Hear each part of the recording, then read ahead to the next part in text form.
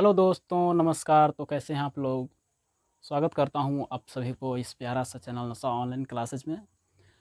जैसे कि आप सभी को पता होगा कि हमारे इस चैनल नशा ऑनलाइन क्लासेस पर क्लास 10th का मैथ का क्रैश कोर्स स्टार्ट हो गया है और हमने कुछ वीडियो वास्तविक संख्या का अपलोड कर भी दिए हैं, जिससे कि आप सभी की तैयारी सही तरीके से हो पाए और आप लोग क्लास 10th में अच्छा कर पाएँ। तो चलिए अपना तैयारी सही तरीके से अच्छे करते हैं और जो पीछे हुआ था उसे थोड़ा-सा रिवीजन करते हुए आगे की ओर बढ़ते हैं। तो सबसे पहले तो इसमें जो पढ़ना होता है उसके बारे में बताए थे और फिर संख्या के बारे में बताए थे कि संख्या क्या होता है, कितने प्रकार के अंकों का प्रयोग करके हम लोग संख्या को लिख सकते हैं। तो इसका जवाब होता है कि सिर्फ़ 10 ही ऐसे अंक हैं जिसका प्रयोग करके हम सभी लोग संख्या अनगिनत संख्या को लिख सकते हैं। जैसे कि यहाँ पर कोई भी हमें कितना ही बड़ा संख्या लिखने के लिए क्यों ना मिल जाए, उसे हम लोग सिर्फ 10 अंक का प्रयोग करके ही सभी संख्याओं को बहुत अच्छे तरीके से लिख सकते हैं। जैसे कि हमारा बेस जो होता है वह सिर्फ 10 अंक ही होता है, तो वह 10 अंक कौन होता है इसके बारे में बता दिए थे कि यदि हम 0 से चालू करते हैं तो 0, 1, 2, 3, 4, 5, 6, 7, 8, 9। तो यही वह 10 संख्या है जिसका प्रयोग करके हम लोग सिर्फ इसी जो 10 अंक है इसका प्रयोग करके हम लोग सभी संख्याओं का वर्णन करते हैं। चाहे कितना हो बड़ा हो जाए उसे हम लोग लिख पाते हैं बहुत आसान तरीके से। अब आप सभी को इसके बाद बताए थे कि ये संख्या तो लिख दिए हम लोग, 10 अंक तो लिख दिए, इससे जो बनने वाली संख्याएँ हैं उसे कितने भाग में बाँटा जा सकता है, मतलब उसे क्या-क्या कहेंगे। तो सबसे पहले तो जो था कि यदि हम 0 को शामिल करके 0 को साथ-साथ लेकर चलें तो वह पूर्ण रूप से पूरा होता है, मतलब किसी तरह से अधूरा नहीं रहता है। इस कारण से इसे हम लोग पूर्ण संख्या के अंतर्गत कहते हैं। मतलब कि अगर हम गिनती 0 से स्टार्ट करें तो हमारा वो पूर्ण संख्या कहलाएगा और 0 को यदि हटा दें, यहाँ पर से 0 को गायब कर दें और 0 के बाद डॉट डॉट अनंत तक जाएँ तो उसे प्राकृतिक संख्या के अंतर्गत रखे जाते हैं। अब यहाँ पर 0 को हटा दिए तो प्राकृत संख्या हो गया और 0 को शामिल कर दिए तो पूर्ण संख्या हो गया। इसके बाद पढ़े थे कि आखिर पूर्ण संख्या है तो उसे कितने भागों में बाँटते हैं, तो वह 2 भाग में होता है या तो उसे अनंत भाग में भी कह सकते हैं, मैक्सिमम हो सकते हैं, मतलब मिनिमम में हम लोग सिर्फ उसे सम संख्या के रूप में बाँटते हैं और विषम संख्या के रूप में बाँटते हैं। तो ऐसा कोई बात नहीं है कि सम संख्या और विषम संख्या ही होता है। इसके कई सारे प्रकार होते हैं जिसके बारे में हम सभी को पढ़ने होते हैं और वो सभी के बारे में अध्ययन करने होते हैं। तो जैसे कि यहाँ पर अभी बोले कि पूर्ण संख्या को हम बाँटते हैं 2 भाग में। तो पहला होता है जो सम संख्या कहते हैं और दूसरा जो होता है उसे विषम संख्या कहते हैं। तो सम संख्या क्या होता है? सम संख्या उस संख्या को कहते हैं जो 0 से स्टार्ट हो, 0 से स्टार्ट हो और 1 बीच करके आगे का अंक लिखें। यदि हम 0 से लिखना चालू करें, 0 से लिखना चालू करें तो 1 बीच हो जाए, मतलब 0, 2, फिर यहाँ पर से बीच हो जाए 4, फिर यहाँ से बीच 6, फिर यहाँ से बीच 7 हो जाए तो 8, यहाँ से बीच हो जाए तो उसके बाद वाला 10 हो जाए। और इसे शॉर्ट तरीका से एक और प्रकार से पढ़ सकते हैं कि यदि किसी संख्या के लास्ट में 0, 2, 4, 6, 8 होता है तो उसे भी हम लोग सम संख्या कहते थे। और अब विषम संख्या क्या होता है? तो विषम संख्या जो होता है तो जिस संख्या के लास्ट में, मतलब इकाई अंक पर 0, 2, 4, 6, 8 ना हो, इसके अलावा कोई और अंक हो, जैसे कि 1 हो जाए, 3 हो जाए, 5 हो जाए, 7 हो जाए, 9 हो जाए, तो इसे हम लोग विषम संख्या कहेंगे। और इसी प्रकार से एक और बात बोले थे कि यदि हम 2 सम संख्याओं को एक साथ जोड़ते हैं तो हमें क्या प्राप्त होता है? मतलब कि जैसे 2 सम संख्या यहाँ पर से 4 प्लस में 2, तो 4 प्लस में 2 करते हैं तो हमें कौन सी संख्या प्राप्त होता है? तो हमें सम संख्या ही प्राप्त होता है। मतलब 4 और 2 को जोड़ते हैं तो 4, 2, 6 होता है। और यदि फिर से दूसरा अंक भी लेते हैं, 8 प्लस में 6 ले लें तो 8, 6, 14 होता है, जिसको भी हम लोग सम संख्या कहते हैं क्योंकि लास्ट में 4 आता है, जो कि इसी में से कोई संख्या आया है। इस कारण से हम लोग सम संख्या कहेंगे। और फिर सम संख्या में से सम संख्या को घटाते हैं तो हमें क्या प्राप्त होता है? तो यदि हम लोग सम संख्या में से सम संख्या को घटाते हैं तो हम लोग सम संख्या ही पाते हैं। जैसे कि यहाँ पर कुछ उदाहरण लेकर भी समझे थे। जैसे में यहाँ पर बड़े संख्या में से छोटी संख्या घटता है, इस कारण से हम लोग बड़े में से छोटे को घटाते हैं। तो मान के चले कि कोई सम संख्या 8 है और कोई सम संख्या 4 है, तो इसमें से 8 में से यदि हम 4 को घटाते हैं तो हमें सिर्फ 4 ही प्राप्त होता है और 4 एक जो है सम संख्या ही है। इस कारण से हम लोग सम में से सम को घटाते हैं तो एक थ्योरी बन जाता है कि सम संख्या ही प्राप्त होता है, ना कि विषम संख्या। विषम संख्या प्राप्त नहीं होगा। और इसके बाद हम लोग पढ़े थे कि यदि हम लोग गुना करेंगे, जोड़ेंगे घटाएंगे तो सम संख्या प्राप्त होगा, गुना करेंगे तो क्या मिलेगा, तो गुना करने के बाद भी सम संख्या ही मिलता है।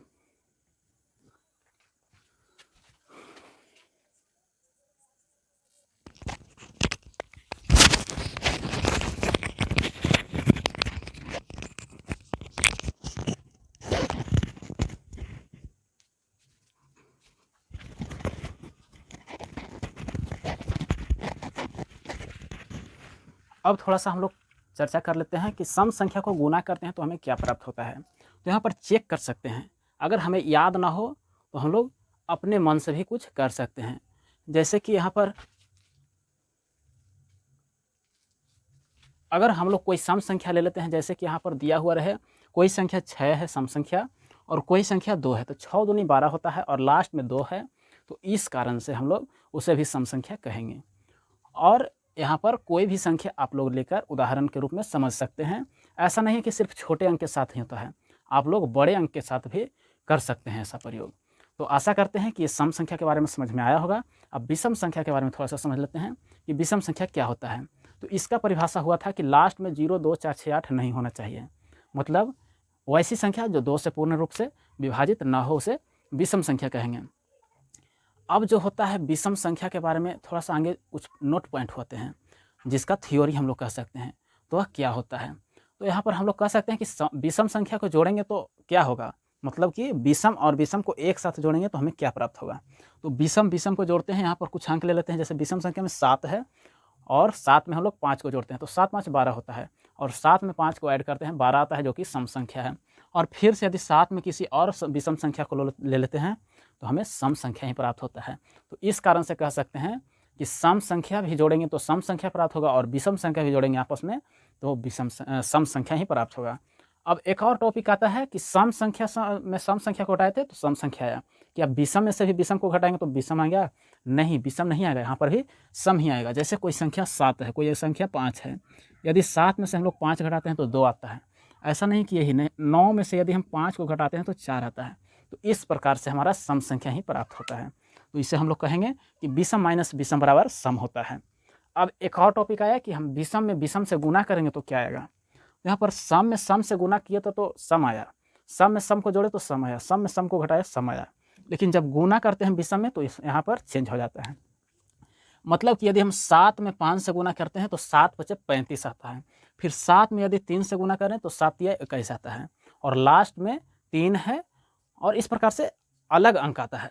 तो इस कारण से हम लोग कह सकते हैं कि सम संख्या नहीं होगा, विषम गुना विषम विषम होता है। और एक टॉपिक आता है जिसे हमने नहीं बताया था, उसके बारे में भी थोड़ा सा अध्ययन कर लेते हैं। जैसे सेम तो हम लोग देख लिए कि सेम में जोड़ेंगे सेम में घटाएंगे तो सेम आएगा, लेकिन यहाँ पर कुछ सम रहेगा, सम और सम के साथ विषम को जोड़ते हैं तो देख लेते हैं कि हमें क्या प्राप्त होता है। जैसे कि यहाँ पर सम कोई संख्या 2 है और विषम कोई संख्या 5 है और 3 है, और कोई संख्या ले लेते हैं। जैसे कि कोई सम संख्या 6 है और इससे कोई छोटा संख्या विषम संख्या में 3 है, या तो हम लोग 5 भी ले सकते हैं, 5 भी ले सकते हैं। तो यहाँ पर जोड़ते हैं तो हमें क्या प्राप्त होता है।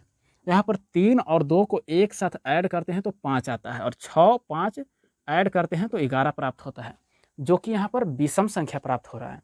मतलब कि कह सकते हैं कि यदि हम लोग सम को विषम के साथ ऐड करेंगे या तो विषम को सम के साथ ऐड करेंगे तो हमारा प्राप्त जो होगा वह विषम संख्या होगा, विषम संख्या होगा। तो इस प्रकार से हमारा सिद्ध हो सकता है कि हम लोग सम में से सम विषम को जोड़ेंगे तो हमारा विषम संख्या प्राप्त होगा। अब थोड़ा सा माइनस करके देख लेते हैं। जैसे कि घटाने के लिए हम लोग का सटीक उपाय है कि बड़े में से छोटे को घटाते हैं तो प्लस में मान आता है, तो इस कारण से हम लोग बड़े में से छोटे को घटाते हैं। जैसे कोई विषम संख्या में से घटाने का प्रयास करते हैं, विषम संख्या विषम माइनस सम, तो यहाँ पर विषम में कोई संख्या 9 ले लेते हैं और 9 में से कोई संख्या यहाँ पर 4 को घटाते हैं, और यहाँ पर 9 में से यदि 4 को घटाते हैं तो 5 आता है। और फिर कोई संख्या ले लेते हैं 7, यदि हम लोग 7 में से कोई संख्या को घटाते हैं, जैसे हो गया यहाँ पर 2, अगर 2 को घटाते हैं 7 में से 2 को तो यहाँ पर 5 आता है। तो यहाँ पर भी हमें घटाने के बाद विषम संख्या ही प्राप्त हो रहा है। तो इस कारण से हम लोग कह सकते हैं कि यदि विषम संख्या में से सम संख्या को घटाया जाए तो हमें विषम संख्या ही प्राप्त होगा, ना कि सम संख्या। तो आशा करते हैं कि ये सारे बात आप सभी को समझ में आए होंगे। और इसके आगे हम लोग पढ़े थे अभाज्य संख्या क्या कहते हैं, भाज्य संख्या किसे कहते हैं, इसके बारे में चर्चा किए थे। तो आशा करते हैं कि आप सभी को वीडियो जो देखे होंगे समझ में आया होगा। और ना भी समझ में आया है तो हर एक वीडियो हमारा जो भी आप यूट्यूब पर देखिएगा तो पीछे का रिवीजन किया ही वहीं रहता है। मतलब कि पीछे का जो छोटे छोटे क्वेश्चन होते हैं, छोटे छोटे पॉइंट होते हैं, उसके बारे में अध्ययन करने के बाद ही हम लोग आगे बढ़ते हैं। तो इस प्रकार से आप लोग कहीं से भी देखिए, कोई दिक्कत वाली बात नहीं होगी। थोड़ा सा चैप्टर पीछे हो जाएगा या तो आगे बढ़ जाएगा, यही एक प्रॉब्लम वाली बात होती है। तो अब हम लोग थोड़ा सा अभाज्य संख्या के बारे में भी देख लेते हैं। अभाज्य संख्या उस संख्या को कहते हैं जिसका सिर्फ 2 गुणनखंड हो, और भाज्य संख्या उस संख्या को कहते हैं जिसका 2 से अधिक हो, मतलब 3 हो, 4 हो, 5 हो, कितना हो चलेगा, लेकिन 2 से ज़्यादा होना चाहिए, उसे भाज्य संख्या कहेंगे। अब परिमेय संख्या किसे कहते हैं? तो परिमेय संख्या उस संख्या को कहते हैं जिसे हम लोग P/Q के रूप में लिख सकते हैं, उसे परिमेय संख्या कहेंगे। और अपरिमेय संख्या किसे कहते हैं? वैसा संख्या जिसे हम लोग P/Q के रूप में नहीं लिख सकते, मतलब अंडर रूट के मान हो, अंडर रूट में हो, उसे अपरिमेय संख्या कहेंगे। अब हम लोग को आगे थोड़ा सा प्रश्न मिला था यूक्लिड विभाजन एल्गोरिदम द्वारा कुछ प्रश्न सोल्व करने के लिए, तो उसके बारे में भी थोड़ा सा हम लोग देख लिए थे और उसे बना लिए थे। तो उसका एग्जाम्पल यहाँ पर हम लोग नहीं लेंगे, इसी कारण से, क्योंकि आप लोग जहाँ से देखने का प्रयास कीजिएगा वहाँ से आप लोग को शुरू से मिलेगा, और शुरू से मिलेगा तो पीछे वाले वीडियो को आप लोग वैल्यू ही नहीं दीजिएगा। इस कारण से उसको आप लोग पीछे वाले वीडियो में देखिए, उसके बाद यहाँ पर पहुँचिए। बहुत आसान तरीके से हम लोग आगे बढ़ सकते हैं। तो आशा करते हैं कि फिर से ये वीडियो आप सभी को समझ में आएगा। और आज हम लोग पूर्ण रूप से उसके आगे का टॉपिक पढ़ेंगे, जो कि यहाँ पर दिया हुआ रहता है कि सिद्ध करके बताएं कि दिया हुआ जो संख्या है, दिया हुआ जो पूर्णांक है, वह सम संख्या में है या विषम संख्या में है, और सम संख्या में है तो किस प्रकार से है। तो उसे देखने का प्रयास करते हैं कि कैसा क्वेश्चन रहता है। तो यहाँ पर सबसे पहला जो प्रश्न है हम सभी का, आप सभी को यहाँ पर फोटो लग जाएगा, जो क्वेश्चन दिया हुआ है उसका फोटो हम लोग लगा देंगे, आप लोग देख लीजिएगा, पढ़िए और उससे समझिए। जैसे कि यहाँ पर लिखा हुआ है, दर्शाएं कि, एक सेकंड थोड़ा सा,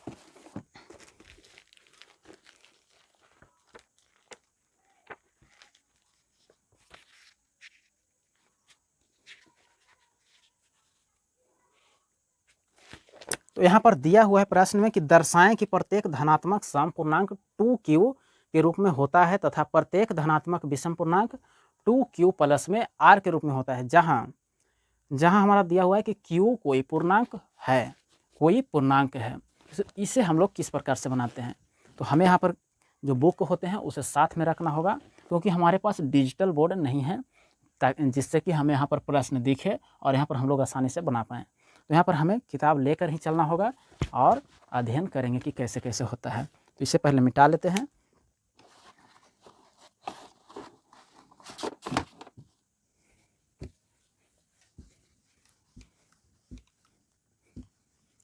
तो हम लोग यहाँ पर सिर्फ जो क्वेश्चन के पॉइंट होते हैं उससे लिखने का प्रयास करेंगे, और बाकी आप सभी लोग यहाँ पर देखकर समझ सकते हैं कि किस प्रकार का क्वेश्चन दिया हुआ है। जैसे कि दिया हुआ है कि दर्शाएं कि प्रत्येक धनात्मक पूर्णांक 2q धनात्मक सम पूर्णांक, धनात्मक सम पूर्णांक 2q के रूप में होता है, और प्रत्येक 2q प्लस में 1 धनात्मक विषम पूर्णांक के रूप में होता है। इस प्रकार से दर्शाना है, जहां पर हमें q को बताया गया है कि कोई पूर्णांक है, q बराबर कोई पूर्णांक। तो यहाँ पर सबसे पहले तो हमें एक बात का पता होना चाहिए, कि यहाँ पर दिया हुआ मान किस प्रकार से हम लोग निकाल सकते हैं। तो आप सभी को एक थ्योरी बताए थे, यूक्लिड विभाजन एल्गोरिदम, उसे किस प्रकार से बताए थे। तो यूक्लिड विभाजन एल्गोरिदम जो होता है इस प्रकार से होता है, यूक्लिड विभाजन एल्गोरिदम इस प्रकार से, और इसका जो फॉर्मूला होता है a बराबर में BQ प्लस में r। तो यहाँ पर हम लोग a को कह सकते हैं कोई भी सम धनात्मक पूर्णांक दिया हुआ है, यहाँ पर सम धनात्मक पूर्णांक और विषम धनात्मक पूर्णांक, तो a को कोई भी धनात्मक पूर्णांक मान लेते हैं। माना कि यहाँ पर से सॉल्यूशन लिख सकते हैं, क्योंकि इसके आगे से हम लोग बनाने का प्रयास कर रहे हैं। तो यहाँ पर माना कि ए धनात्मक पूर्णांक है, ए धनात्मक पूर्णांक है, ए धनात्मक पूर्णांक है, और यहाँ पर बी का मान दिया हुआ है 2, तो बी का मान हम लोग यहाँ पर 2 लिख लेते हैं। और क्यू है जो कोई पूर्णांक दिया हुआ है, और यहाँ पर आर का मान अपने मन से रखना है, मतलब आर का मान सम पूछ रहा है तो सम में एक 0 सबसे छोटा होता है, और इसके बाद एक होता है जो विषम संख्या होता है। इसे ही हम लोग को सोल्व करके बताना है कि क्या ये जो होता है सम धनात्मक पूर्णांक है और विषम धनात्मक पूर्णांक है। इसे हम लोग अगर चाहें तो वर्णन आसान तरीके से इस प्रकार से भी कर सकते हैं। सिर्फ हमको बताना है कि यह धनात्मक सम पूर्णांक में है या नहीं है, और ये धनात्मक विषम पूर्णांक में है या नहीं है। तो हम लोग चेक करेंगे, किस प्रकार से चेक करेंगे। जैसे यहाँ पर 2q लिखा है और सम में चेक करना है, तो 2q और q के स्थान पर हम लोग कोई भी मान रख लें, 2, 3, 4, 5, और यदि हम यहाँ पर 2 को 2 से गुना करते हैं तो 4 आता है, और 4 जो है सम संख्या है। और यहाँ पर 2 में यदि 3 से गुना करें तो 3 दूना के 6 होता है, और 6 भी जो है सम संख्या ही है। और यहाँ पर फिर से 2 में यदि 4 से गुना करते हैं तो 4 दूनी के 8 होता है, जो कि फिर से सम संख्या ही है। और यदि 5 में 2 से गुना करें तो 5 दूनी के 10 होता है, और ये भी सम संख्या है। तो इस प्रकार से हम लोग कह सकते हैं कि ये जो 2q है वह सम पूर्णांक है। इसे किसी भी प्रकार से तोड़ा नहीं जा सकता है, काटा नहीं जा सकता है कि 2q को कोई और पूर्णांक है, विषम पूर्णांक है, तो ये सम पूर्णांक ही हैं। और यहाँ पर 2q प्लस में 1 करना है, 2q प्लस में 1। अब यहाँ पर q के स्थान पर किसी भी मान को रखिए। जैसे कि यहाँ पर 2 दिया हुआ है, और 2 में 2 से गुना करते हैं तो 2 दूनी के 4 होता है, और प्लस में 1 है तो 4, 1, 5, 5 जो कि विषम संख्या है। और फिर से 2 में यदि 3 से गुना करते हैं तो 3 दूनी के 6, और 6 में 1 को जोड़ते हैं तो 7 आता है, और 7 भी जो हमारा है वह विषम संख्या ही है। तो इस कारण से ये जो 2q प्लस में 1 है वह एक विषम संख्या है। इसमें कोई काटने या छांटने वाली बात नहीं है। तो इसे इस प्रकार से ही नहीं बनाना है, इसे भी सिद्ध करके बताना है। क्योंकि यहाँ पर जो भी हम लोग पढ़ेंगे उसे बताना होगा कि क्या यह सही में है, और है भी तो किस प्रकार से है। तो यहाँ पर हम लोग जैसे यहाँ पर मान दिया हुआ है उसी के हिसाब से चल देते हैं। जैसे यहाँ पर विषम पूर्णांक माने हैं कि कोई एगो सम है जो 0 से चालू होता है, 0 से स्टार्ट होता है। यहाँ पर आप लोग कोई भी अंक रख सकते हैं, लेकिन यहाँ पर 2q के रूप में आना चाहिए। तो सबसे पहले चेक करते हैं इसे यूक्लिड विभाजन एल्गोरिदम के जो फॉर्मूला है उस पर। तो यहाँ पर a बराबर जो फॉर्मूला होता है BQ प्लस में r, और b का जो मान दिया हुआ है 2 दिया हुआ है, 2। q का मान पूर्णांक है तो इसका कोई भी मान नहीं है, और प्लस में r के स्थान पर सबसे पहले सम रखना है 0। तो यहाँ पर लिख देंगे कि r बराबर में 0 रखने पर हमें a प्राप्त हुआ है। ठीक, अब यहाँ पर 0 को किसी भी अंक में जोड़ने से कोई प्रभाव नहीं पड़ता है, तो 2q हमारा इस प्रकार से आ सकता है। अब यहाँ पर फिर से एक चेक करते हैं, a बराबर में b के स्थान पर 2 है, 2, q एक पूर्णांक है तो q रह जाएगा, और प्लस में r के स्थान पर एक बराबर रखते हैं तो 1 रखते हैं, और इसे किसी भी प्रकार से सिद्ध नहीं किया जा सकता है, इतना ही आएगा। अब यहाँ पर चेक किए अभी q का मान रख के कि दिया हुआ मान किस प्रकार से विषम संख्या है, तो हम लोग को अभी पता चला कि ये विषम रूप में ही आता है और ऊपर वाला में सम रूप में आता है। तो इस प्रकार से हम लोग इसे कहते हैं कि दिया हुआ जो पूर्णांक है, दिया पूर्णांक 2q सम धनात्मक पूर्णांक है, सम धनात्मक पूर्णांक है, और 2q प्लस में 1 विषम धनात्मक पूर्णांक है,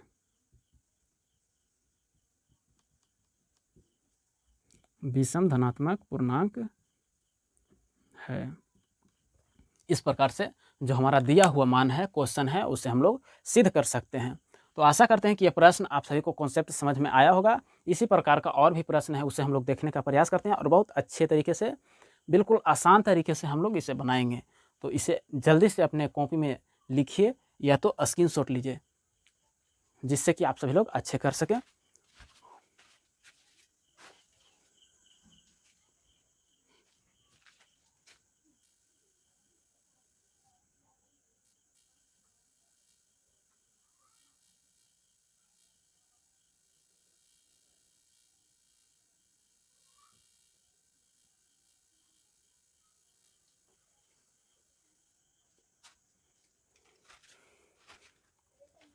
तो आशा करते हैं कि ये प्रश्न आप सभी ने लिख लिया होगा, तो इसे मिटा देते हैं और इसी के स्थान पर कुछ आप सभी को बनाने के लिए देते हैं कि आप लोग सीख पाएँ या नहीं सीख पाएँ।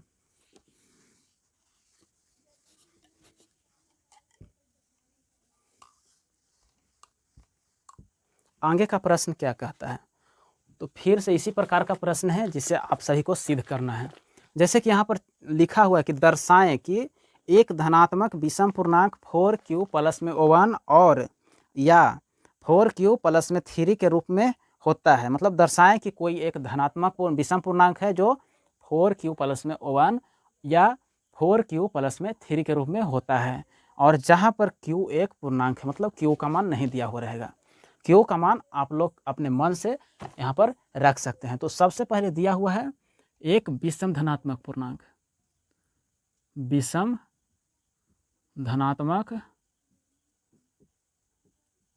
पूर्णांक दिया हुआ है 4q प्लस 1, 4q प्लस 1 और 4q प्लस में 3।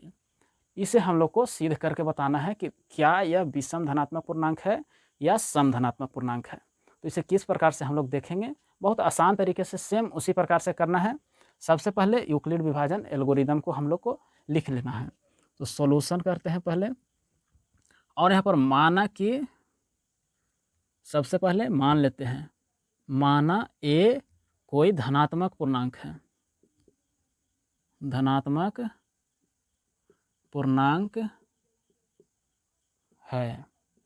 माना कि ए कोई धनात्मक पूर्णांक है और इसमें b का मान हमारे पास b बराबर में यहीं पर लिख लेते हैं, b का मान 4 दिया हुआ है और r का मान कोई विषम पूर्णांक लेना है, मतलब 1 है, 1 के बाद 3 है, तो r का मान 1 लेना है, 3 लेना है। और इसी प्रकार से आगे भी हम सभी को सिद्ध करने के लिए बोलता तो आगे भी अंक लेकर हम लोग बना सकते थे, लेकिन यहाँ पर सिर्फ 1 और 3 को लेना है। तो सबसे पहले आगे की ओर देखते हैं, मान को रखकर यूक्लिड विभाजन एल्गोरिदम से, यूक्लिड विभाजन एल्गोरिदम से, एल्गोरिदम तो इसका जो फॉर्मूला होता है ए बराबर में BQ प्लस में R, और यहाँ पर ए है जो कोई धनात्मक पूर्णांक है, मतलब यहाँ पर जो भी आएगा उसे सिद्ध करके ए धनात्मक विषम पूर्णांक आना चाहिए। तो यहाँ पर b का जो मान दिया हुआ है 4 दिया हुआ है, q एक पूर्णांक है, लिखा हुआ नहीं है, क्वेश्चन में दिया हुआ है कि q बराबर पूर्णांक है,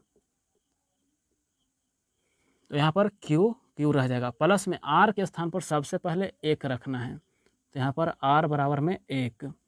अब यहाँ पर इसके आगे आप लोग चेक कीजिए, सबसे पहले q का मान कोई भी मान रखिए, q बराबर में हम लोग सबसे पहले 0 रखते हैं, 1 रखते हैं, 2 रखते हैं, 3 रखते हैं। यहाँ पर सबसे पहले मन में ही चेक कीजिए, यहाँ पर लिखने की आवश्यकता नहीं है। जैसे कि यहाँ पर लिखा हुआ है 4q प्लस में 1, q के स्थान पर 0 रखते हैं और 4 में 0 से गुना करते हैं तो 0 आता है, और 0 में 1 को ऐड करते हैं तो 1 रह जाता है, जो कि विषम संख्या है। और इससे आगे थोड़ा सा 1 है, तो 4 में 1 से गुना करते हैं तो 4 आता है, और 4 में 1 को जोड़ते हैं तो 5 आता है, और 5 जो है वह विषम संख्या ही है। अब यहाँ पर थोड़ा सा आगे बढ़ते हैं और 2 से चेक करते हैं, और 4 में यदि 2 से गुना करते हैं तो 4 दूनी के 8 आता है, और 8 में जब 1 को जोड़ते हैं तो 8 1 9 आता है, और 9 भी हमारा विषम संख्या ही है। तो इस प्रकार से हम लोग कह सकते हैं कि ये जो दिया हुआ पूर्णांक है, ये जो दिया हुआ धनात्मक पूर्णांक है वह विषम संख्या का है, मतलब इस पर किसी भी प्रकार के हम लोग मान रख दें हमारा विषम संख्या ही प्राप्त होने वाला है। अब इसी प्रकार से एक और मान दिया हुआ है जो कि 3 दिया हुआ है, अब 3 पर चेक करते हैं, तो a बराबर में 4q तो सेम रहेगा, और r के स्थान पर इस बार 3 रखा जाएगा, जहाँ पर r बराबर में 3, ये लिखना जरूरी है। अब यहाँ पर q अपने मन से कुछ मान रखिए, जैसे कि यहाँ पर q फिर से 0 रखते हैं, 1 2 3 इस प्रकार से रखकर चेक करते हैं। जैसे यहाँ पर यदि q के स्थान पर 0 रखते हैं तो 4 में 0 से गुना करने पर 0 आता है, और 0 में 3 को ऐड करते हैं तो 3 प्राप्त होता है, जो कि 3 भी एक विषम संख्या ही है। अब यहाँ पर 1 में गुना करें, 1 में यदि 4 से गुना करते हैं तो 4 एकम 4, और 4 में 3 को ऐड करते हैं तो 4 3 7 हो जाता है, जो कि 7 भी एक विषम संख्या ही है। अब यहाँ पर 2 में थोड़ा सा गुना कर लेते हैं, 4 दूनी 8, 8 3 11, इससे आगे भी चेक कर सकते हैं, 4 3 12, 12 3 15 जो कि विषम संख्या ही है।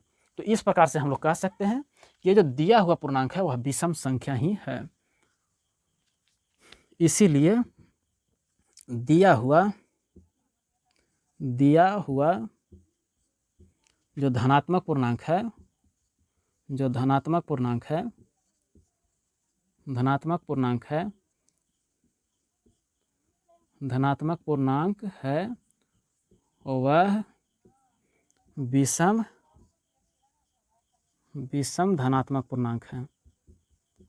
धनात्मक पूर्णांक है, सिद्ध हुआ। मेन मुद्दा हमारा यहाँ पर यही आता है। इसे लिखना बहुत ज़रूरी होता है और इसे नहीं लिखेगा तो एग्जामिनर समझेगा कि इसे कुछ आता नहीं है, सिर्फ उसी ऊपर वाले मान को यहाँ पर r के स्थान पर 1 लिख दिया है जो कि दिया हुआ है, r के स्थान पर 3 दिया हुआ है जिसको लिखा हुआ है। तो यहाँ पर सबसे पहले हम सभी को चेक करना है, जिस प्रकार से अभी हमने आप सभी को बताया। तो इसे इस प्रकार से हम लोग सिद्ध करेंगे और लिखना होगा कि दिया हुआ पद जो है, दिया हुआ धनात्मक पूर्णांक है वह विषम धनात्मक पूर्णांक है, ये सिद्ध हुआ। तो आशा करते हैं कि ये भी जो कॉन्सेप्ट है, ये भी जो प्रश्न है आप सभी को बहुत अच्छे तरीके से, बिल्कुल आसान तरीके से समझ में आ गया होगा। इससे आगे भी थोड़ा सा देखते हैं, इससे छोटा भी क्वेश्चन रह सकता है, इससे भारी भी क्वेश्चन है, मतलब आसान भी और कठिन भी रहेगा। तो उसे देखते हैं कि कैसा कैसा क्वेश्चन है।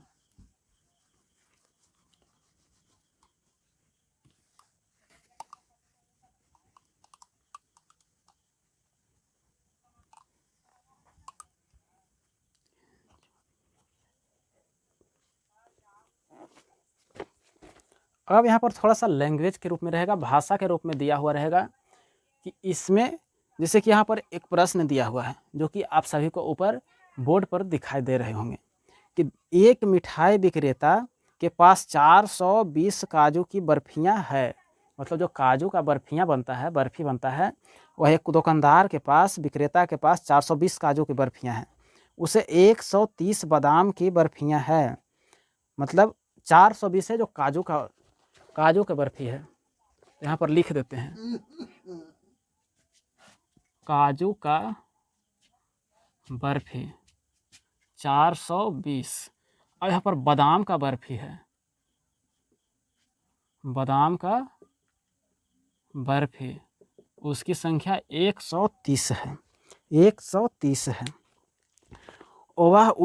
वह इनकी ऐसी ढेरियाँ बनाना चाहता है कि प्रत्येक ढेरी में बर्फियों की संख्या समान रहे तथा ये ढेरी बर्फी की परात में न्यूनतम स्थान घेरे, मतलब बहुत कम स्थान घेरे और बहुत आसान तरीके से हम लोग उसी परात में सभी काजू और बादाम वाले बर्फी को आसानी से रख सकें। इस काम के लिए प्रत्येक ढेरी में कितने बर्फियाँ रखी जा सकती है। तो आइए आप सभी को बहुत आसान तरीके से बताते हैं कि क्या यह प्रश्न बोल रहा है। तो ये प्रश्न को कहने का मतलब है कि हमारे पास कुल मिलाकर काजू की बर्फी है 420 और कुल मिलाकर बादाम का जो बर्फी है वह 130 है। तो जब कॉन्सेप्ट बताए थे उसी समय हमने बताया था कि एक लड़के के पास कंचे थे जिसको हम लोग गोली कहते हैं, और वह इस प्रकार से था कि यदि हम 5-5 गिने तो 4 शेष बच जाता है, 7-7 गिने तो 6 शेष बच जाता है, इस प्रकार से था। उसी प्रकार से यहाँ पर भी है, मतलब कि एक कतार में यदि हम रखना चाहें, एक परात में रखना चाहें तो सेम सभी परात में उसी प्रकार से रखें और शेष कुछ भी नहीं आना चाहिए। तो उसे किस प्रकार से बनाना है, तो सबसे पहले इसका हम लोग को HCF निकालना है, समझ पाए, इसका LCM निकालना है, HCF निकालना है, जो कि आसान निकालने के लिए रहेगा यूक्लिड विभाजन।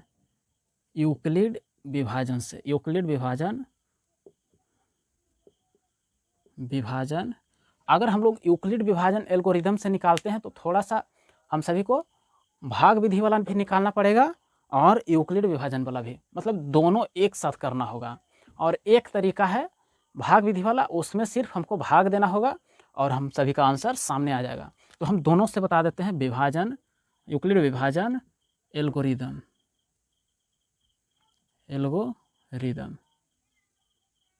इसका फॉर्मूला होता है A बराबर में BQ प्लस में R, और सबसे छोटी संख्या से सबसे बड़ी संख्या में भाग देते हैं।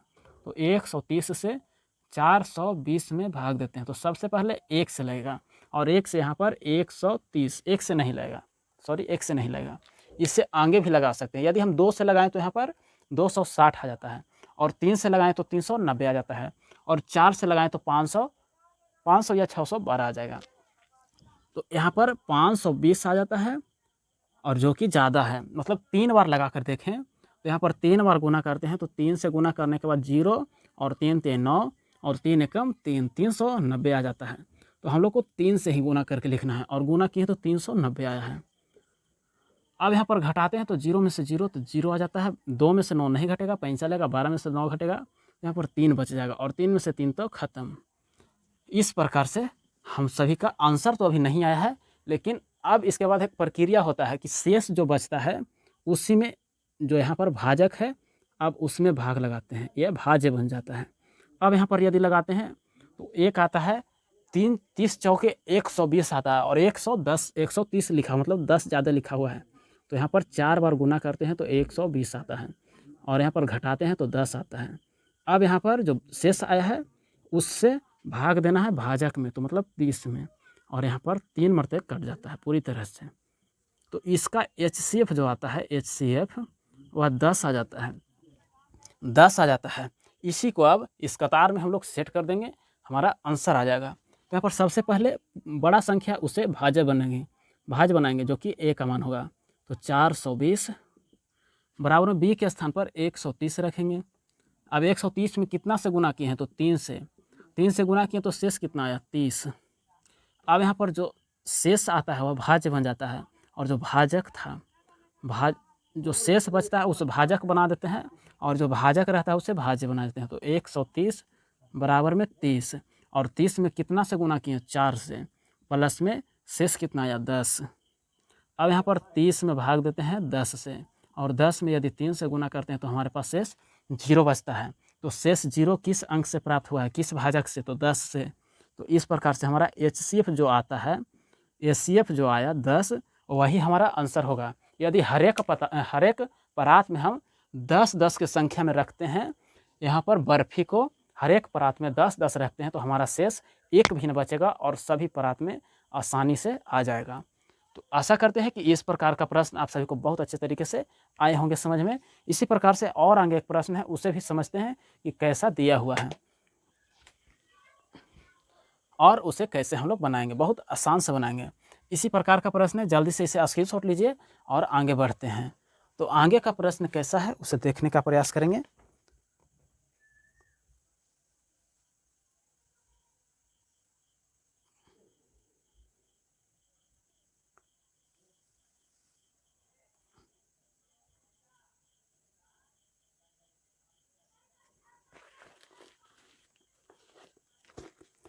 यहाँ पर आगे के प्रश्न में एक दिया हुआ है 3 नंबर 1.1 का 3 नंबर प्रश्न दिया हुआ है कि किसी परेड में एक 616 सदस्य वाले एक सेना की टुकड़ी को 32 सदस्य वाले एक आर्मी बैंड के पीछे, एक सेकेंड थोड़ा सा,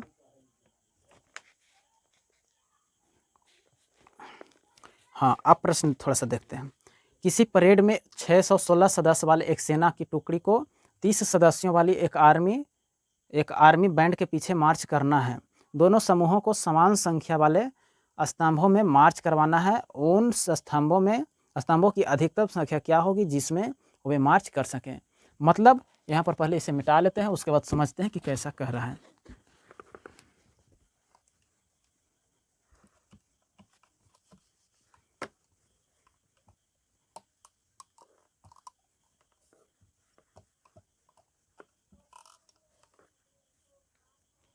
तो यहाँ पर दिया हुआ है कि किसी परेड में 616 सदस्य है, कुल सदस्यों की संख्या है 616। इसमें से 32 सदस्य की टुकड़ी एक आर्मी बैंड के पीछे है, मार्च कर रही है, मतलब परेड कर रहा है। तो कुल आर्मी का जो यहाँ पर टुकड़ा है वो 32 है। आर्मी का टुकड़ा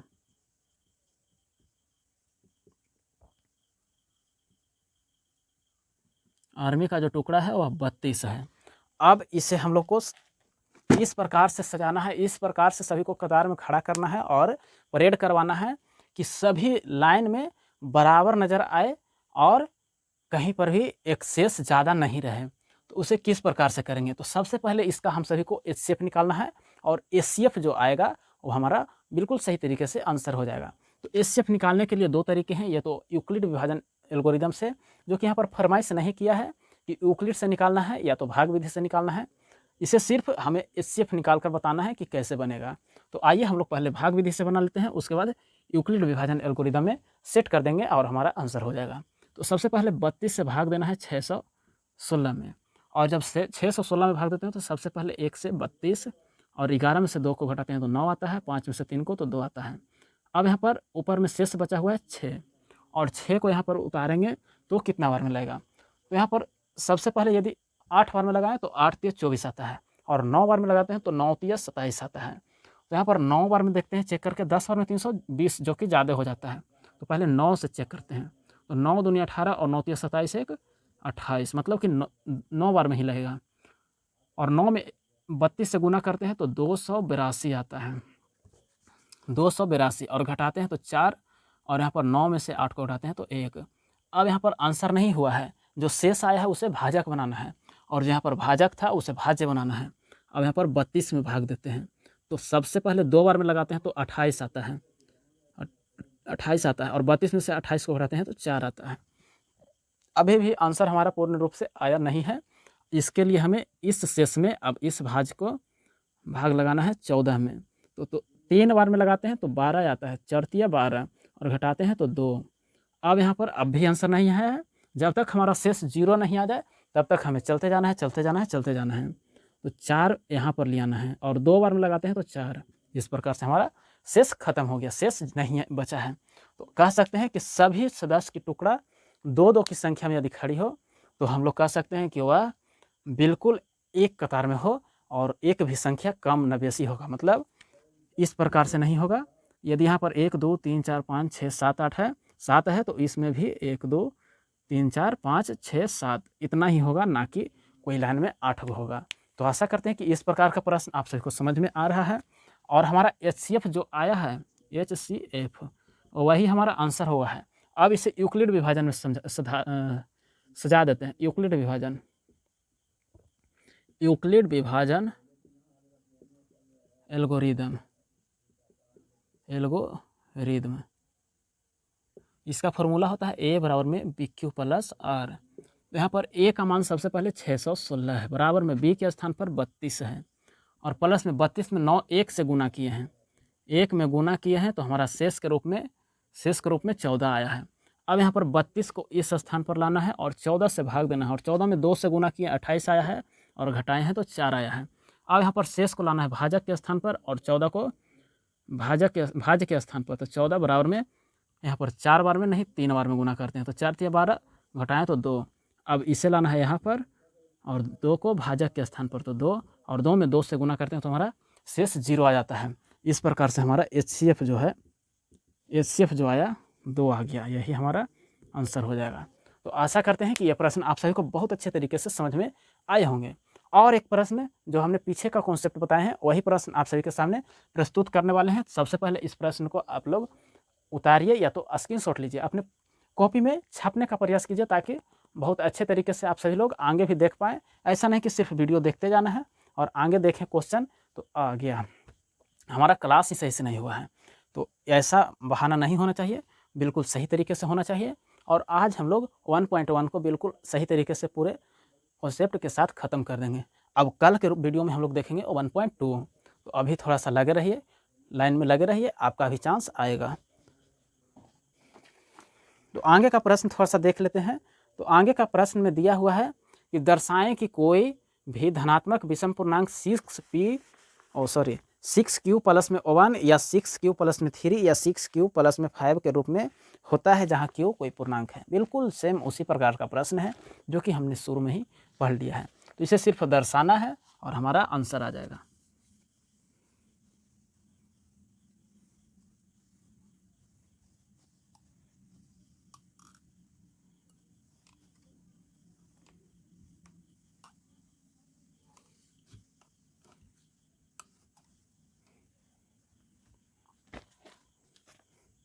तो यहाँ पर प्रश्न दिया हुआ है कि कोई भी धनात्मक विषम पूर्णांक है, उसे लिख लेते हैं। कोई भी धनात्मक विषम पूर्णांक है, धनात्मक विषम पूर्णांक जो कि दिया हुआ है 6q प्लस में 1, 6q प्लस में 3, 6q प्लस में 5। अब इसे हम सभी को सिद्ध करके बताना है कि दिया हुआ जो ये पूर्णांक है ये धनात्मक विषम पूर्णांक में है या नहीं है। और q का मान हमें पूर्णांक के रूप में बताया है कि q एक पूर्णांक है। मतलब q के स्थान पर कोई भी अंक रख के हमें चेक करना है कि क्या दिया हुआ अंक सही में विषम पूर्णांक है या नहीं है। थोड़ा सा इंक डाल लेते हैं, उसके बाद आप सभी को बताते हैं।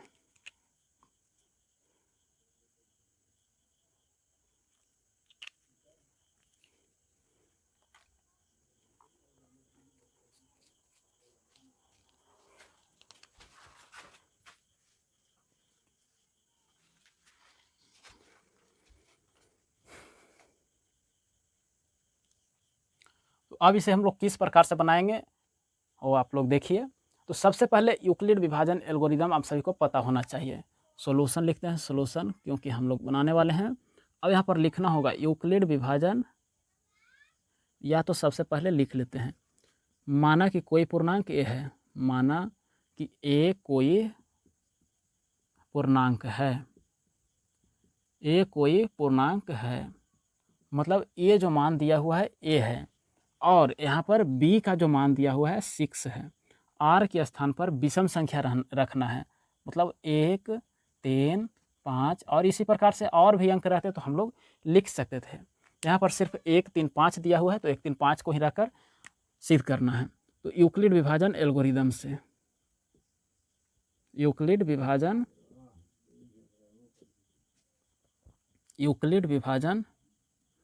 एल्गोरिदम से,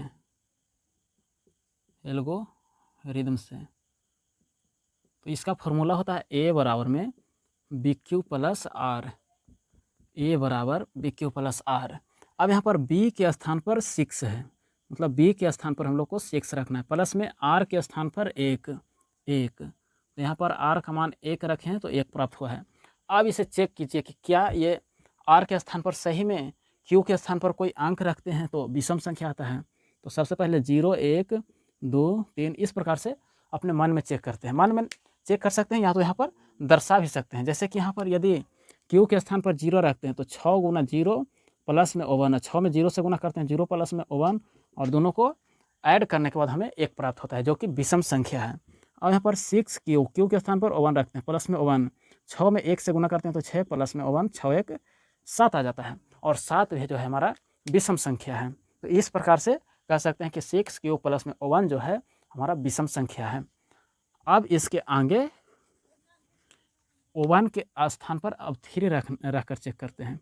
तो 6 प्लस में 3, आर का मान 3 रखने पर हमें आया है।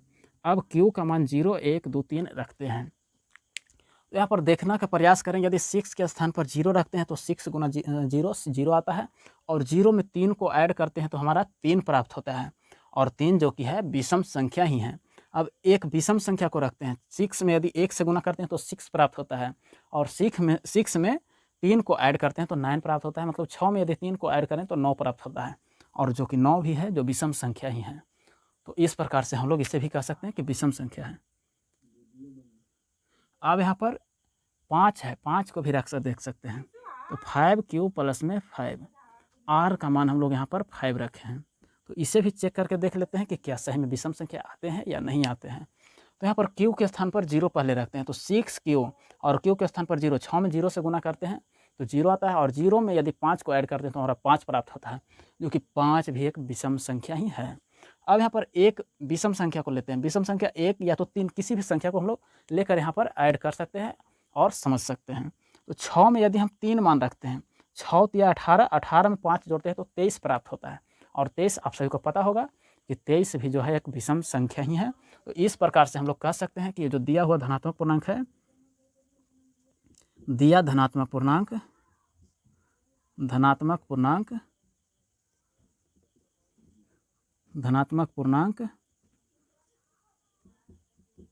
धनात्मक पूर्णांक विषम है, या विषम धनात्मक पूर्णांक है। इस प्रकार से हम लोग को लिखना है और लास्ट में लिख सकते हैं कि सिद्ध हुआ। तो आशा करते हैं कि ये प्रश्न आप सभी को बहुत अच्छे तरीके से समझ में आई होगी और आगे भी प्रश्न आप सभी को समझ में आएगा। तो यहाँ पर 2 प्रश्न और बाकी रह गए हैं, उसे हम लोग भी देखेंगे ताकि आगे आप सभी लोग अच्छा कर पाएँ। तो थोड़ा सा वेट कीजिए। सबसे पहले इस क्वेश्चन को आप लोग उतार लीजिए या तो स्क्रीनशॉट ले लीजिए।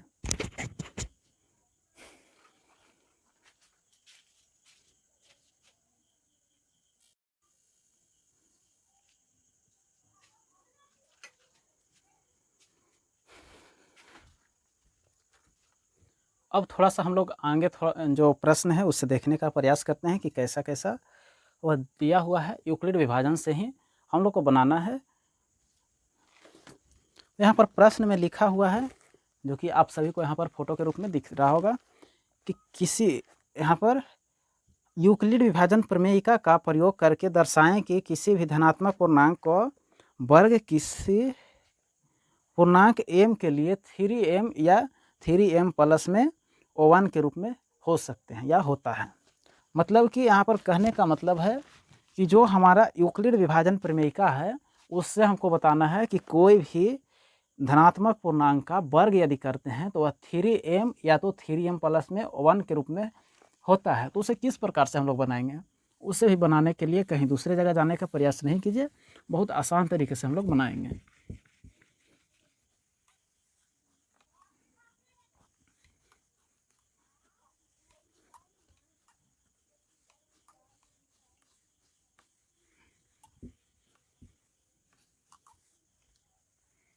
जैसे कि यहाँ पर लिखा हुआ है, किसी भी पहले तो यूक्लिड विभाजन प्रमेयिका का प्रयोग करके लिखना है। तो पूर्णांक क्या है, और पूर्णांक लाना है 3m या 3m प्लस में O1 पूर्णांक के रूप में होता है, पूर्णांक के रूप में होते हैं या होता है। यूक्लिड विभाजन से चेक करना है या बताना है। तो थोड़ा सा छोटा छोटा लिखेंगे, चूँकि ये जाएगा लॉन्ग पेज में जाएगा, इस कारण से छोटा छोटा लिखेंगे। आप लोग समझने का प्रयास कीजिए। जैसे कि यहाँ पर लिखा हुआ है प्रश्न में कि यूक्लिड विभाजन से सिद्ध करना है। तो यूक्लिड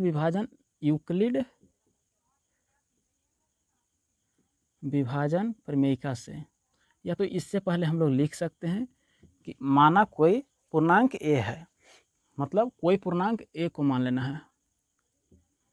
माना कोई पूर्णांक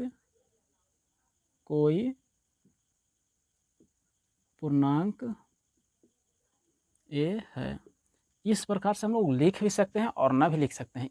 इसे इस कारण से लिखा जा सकता है क्योंकि हमारे प्रश्न का संतुष्टि मिल सकता है। आंसर हम लोग जिस प्रकार से लिखेंगे संतुष्टि के लिए ये सब लिखा जाता है, जिसमें से हमारा b का जो मान दिया हुआ है, b का मान 3 दिया हुआ है, b का मान 3 दिया हुआ है, और r के स्थान पर, इसके स्थान पर कुछ भी नहीं है तो 0 हम लोग मान सकते हैं कि 0 हो सकता है, और यहाँ पर r के स्थान पर 1 दिया हुआ है, 1 दिया हुआ है।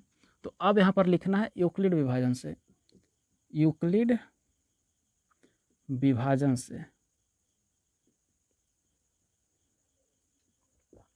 यूक्लिड विभाजन से।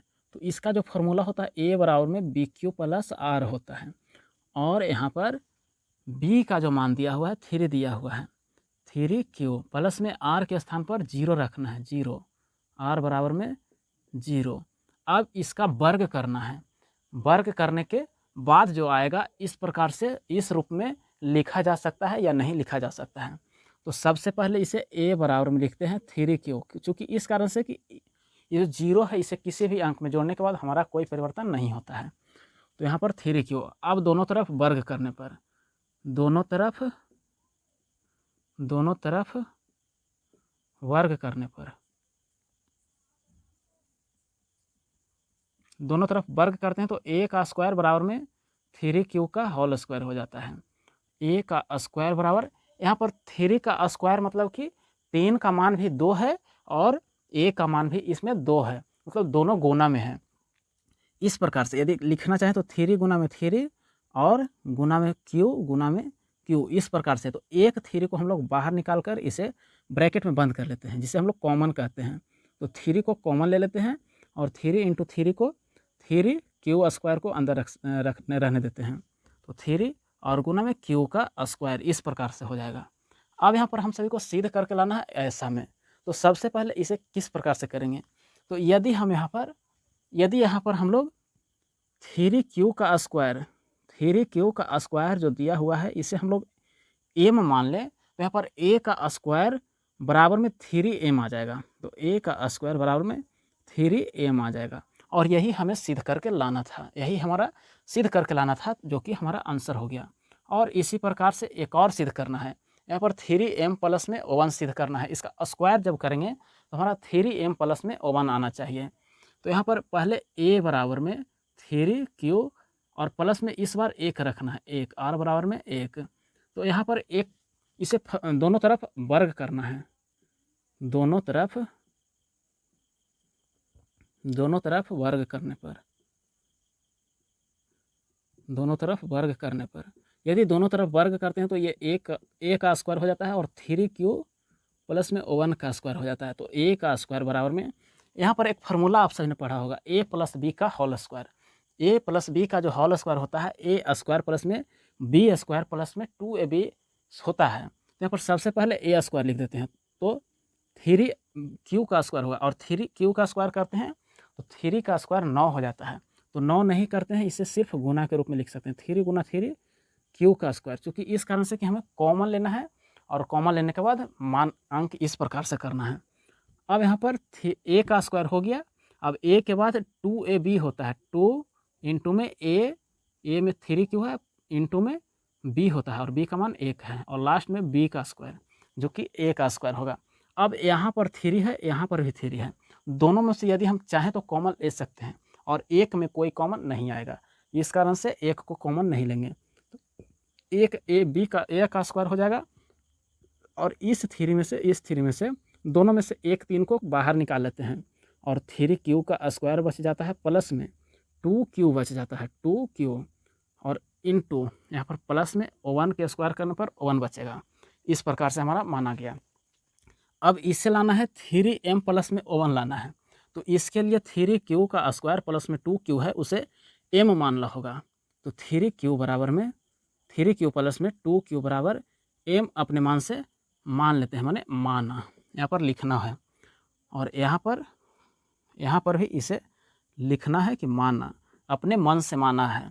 अब यहाँ पर इस स्थान पर m को लिख सकते हैं, तो a का स्क्वायर बराबर में थ्री एम, इस प्रकार से, और प्लस में एक लिखा हुआ है, प्लस में एक लिखा जाएगा। यही तो हमें लाना था, थ्री एम प्लस में वन, यही तो हमें लाना था, जो कि हम प्रश्न को जब सिद्ध किया तो हमारा आ गया, जो कि लिख सकते हैं कि सिद्ध हुआ, सिद्ध हुई। अब इसके आगे जो प्रश्न है उसमें दिया हुआ है घन, जो कि बहुत लॉन्ग जाएगा, इसमें शायद ही अट सकता है, मतलब इसके आकार का वह प्रश्न नहीं है। तो उससे हम लोग शॉर्ट तरीके से इसके डिस्क्रिप्शन में आप जाकर देख सकते हैं, अभी उस वीडियो का लिंक लगा हुआ है, आप लोग जाइए और उससे बिल्कुल सही तरीके से कॉपी पर लिख कर बनाया गया है, उससे भी समझिए। और मेन जो इसका प्रश्न का जड़ है ये सभी हैं, और इससे आप लोग 5 नंबर का जरूर बना सकते हैं। इसमें से कोई भी एक आ सकता है 5 नंबर में या तो 2 नंबर में, और 1 नंबर का प्रश्न तो हमने बता दिया ही है कि किस प्रकार का प्रश्न पूछे जाते हैं। तो आशा करते हैं कि ये 1.1 आप सभी को बहुत अच्छे तरीके से समझ में आया होगा। अगर आया है तो कृपया करके इस चैनल को अपने दोस्तों के पास भी भेजिए, इस वीडियो को अपने दोस्तों के पास भी भेजिए और जल्द से सब्सक्राइब कीजिए, ताकि आगे का भी वीडियो जो 1.2 आएगा वो आप सब लोग सबसे पहले देख पाएँ। तो धन्यवाद, मिलते हैं अगले वीडियो में।